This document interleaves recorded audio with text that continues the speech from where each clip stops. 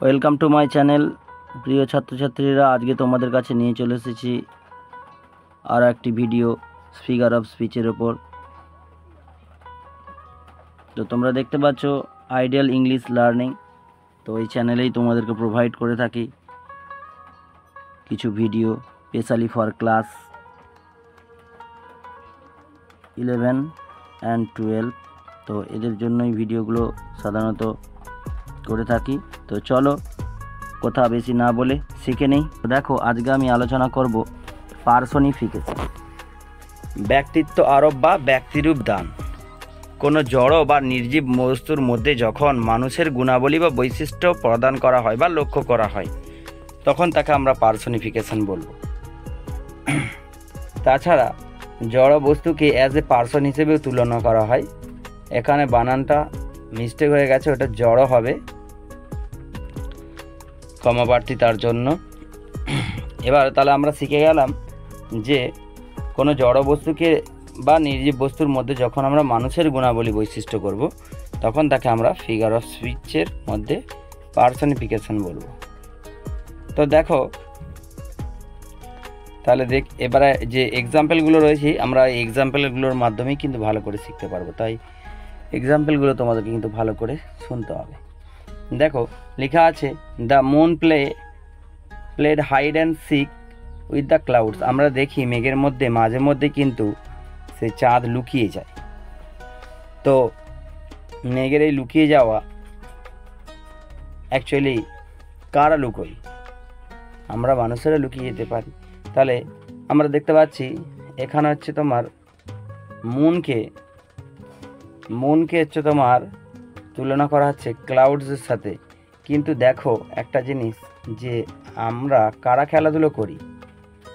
আমরা মানুষেরা খেলাধুলো করি। তাহলে সেই মানুষের খেলাধুলোর কোয়ালিটিটাকে এখানে মুনকে তুলনা করা হচ্ছে ক্লাউডসের সাথে। বোঝা গেল? আচ্ছা, দেখো আরও একটা বলছি, দেখে নাও। যেখানে বলছে time and tide wait for none. দেখো ভালো করে, এখানে ওয়েট, আমরা যদি ওয়েট করতে হয় কেউ কারোর জন্য, মানুষ মানে আমরা ধরে নাও আমরা স্টুডেন্ট, আমরা কোনো ছাত্রছাত্রীদের জন্য ধরো ওয়েট করছি, তাহলে ওয়েট করাটা হচ্ছে একটা মানুষের একটা ফিচার্স বা বৈশিষ্ট্যের মধ্যে পড়ে, মানুষের একটা গুণের মধ্যে পড়ছে। কিন্তু সেখানে বলছে time and tide wait for none. তাহলে টাইম এবং টাইড যারা কারোর জন্য অপেক্ষা করে থাকে না, এই ব্যাপারটা বলছে। তাহলে তোমরা বুঝতেই পারছো ওয়েট করাটা হচ্ছে পার্সনের ফিচার্স।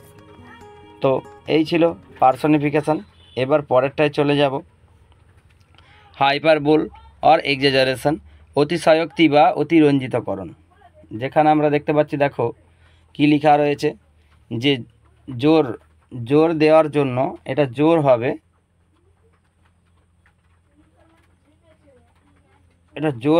জোর দেওয়ার জন্য বা কারো দৃষ্টি আকর্ষণ করার জন্য যখন কোনো কিছুকে বাড়িয়ে বাড়িয়ে বলা হয়। যেমন 10,000 স অ্যাট এ গ্ল্যান্স। দেখো 10,000 ড্যাফোডিল কবিতাতে রয়েছে, যেখানে কবি বলছেন যে 10,000 স অ্যাট এ গ্ল্যান্স, একসঙ্গে তিনি 10,000 ড্যাফোডিলস ফুলকে ফুটতে দেখেছে, বা ফুটতে নয়, দেখেছে এমনি জাস্ট। তাহলে দেখো 10,000 10,000, এই 10,000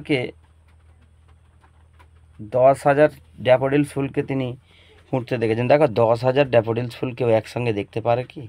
আর যদিও দেখে ফেলে, সেটা গুনবে কে? সো এটা একটা কী কথা হচ্ছে, তাহলে এই 10,000 কথাটা বাড়িয়ে বাড়িয়ে বলা হচ্ছে। I was very tired, I could have slept for a year. আমি খুব ক্লান্ত ছিলাম, এবং আমি খুব ক্লান্ত ছিলাম। দেখো কেউ হয়তো টায়ার্ড আমরা হতেই পারি, তাহলে আমরা টায়ার্ড হতেই পারি, কিন্তু সেই টায়ার্ড হলে কি একসঙ্গে 1 বছর ঘুমানো যায়? এটা কখনোই সম্ভব নয়। তাই এখানে এটাও কিন্তু বাড়িয়ে বাড়িয়ে বলা হচ্ছে। অর্থাৎ আমরা যদি দেখি গ্রামগঞ্জে বা কিছু মানুষ, শুধু গ্রামগঞ্জেই নয়, কিছু মানুষ কিছু কথাকে প্রচুর বাড়িয়ে বাড়িয়ে বলে, যাকে আমরা এক কথায় বলি ডায়লগ।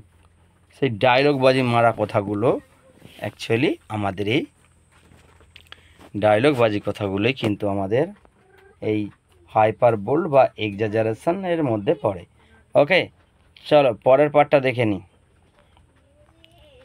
তো আমি আজকে 3টে আলোচনা করব বলেছিলাম ফিগার অফ স্পিচ, তার মধ্যে আমাদের শেষ যেটা রয়েছে সেটা হচ্ছে কি না আইরনি। তাহলে আইরনি আমি আলোচনা করব।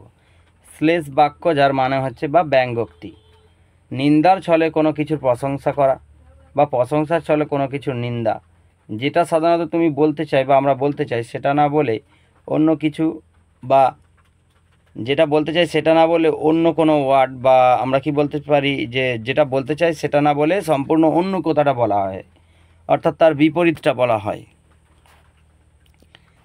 তাহলে যেটা বলতে চাই সেটার বিপরীতটা যখন বলা হচ্ছে, যেমন দেখো our proud child has failed, ধরে নাও কোনো প্রাউড চাইল্ড, এখানে ধরে নাও কারো বাবা মা গর্বিত হচ্ছেন, প্রাউড হচ্ছেন, ভালো করে দেখো প্রাউড হচ্ছেন কার জন্য না তাদের সেই সন্তানের জন্য যে সন্তান ফেল করে গেছে।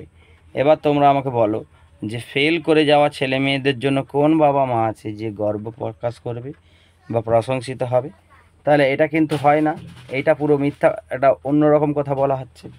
তাই আমরা এই সেন্টেন্সটাকে বলবো ফিগার অফ স্পিচের আইরনির মধ্যে পড়ছে, ঠিক আছে।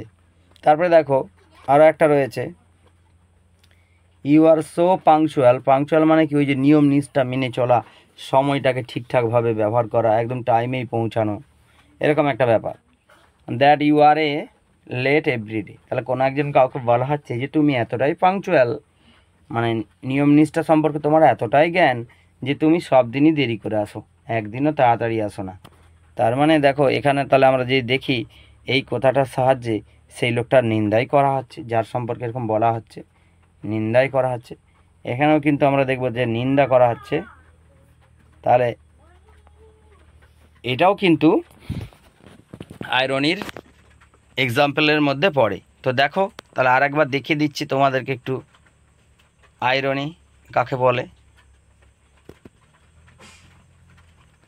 আইরনির আগে আমি আলোচনা করলাম হাইপারবোল বা এক্সাজারেশন কাকে বলে।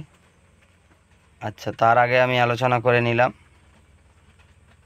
পার্সনিফিকেশন। তো যাই হোক, আজকের এই ছিল ভিডিও। আর যদি ভালো লাগে ভিডিওটা, যদি তোমাদের ভালো লাগে ফিগার অফ স্পিচটা যে আলোচনা করলাম, তো ভিডিওর শেষে তোমাদের সবাইকে একটাই কথা বলার যে তোমরা একটু প্লিজ চ্যানেলটাকে সাবস্ক্রাইব করে দাও, এবং লাইক করো, শেয়ার করো। আর যারা শিখতে পারোনি তারা আমার এই ভিডিও থেকে দেখে এর আগে যারা ক্লাসে স্কুলে বা অন্য কোথা থেকে প্ল্যাটফর্ম থেকে যেখানে তোমরা কেউ যদি শিখতে পারোনি, আর এই ভিডিওটা যদি তোমাদের কাছে ভালো লেগে থাকে তাহলে কিন্তু চ্যানেলটাকে অবশ্যই একটু সাপোর্ট করো আর বন্ধুদের মাঝে শেয়ার করে দাও। আর হয়তো ভালো ভিডিওটা ঠিকভাবে বানাতে পারলাম না, ঠিক আছে, ভয়েসের হয়তো একটু প্রবলেম রয়ে গেল, সো এটাকে কিছু মনে করো না, তোমাদেরকে শেখানোর জাস্ট সামান্য চেষ্টা করলাম। তো ধন্যবাদ ভিডিওটা দেখার জন্য।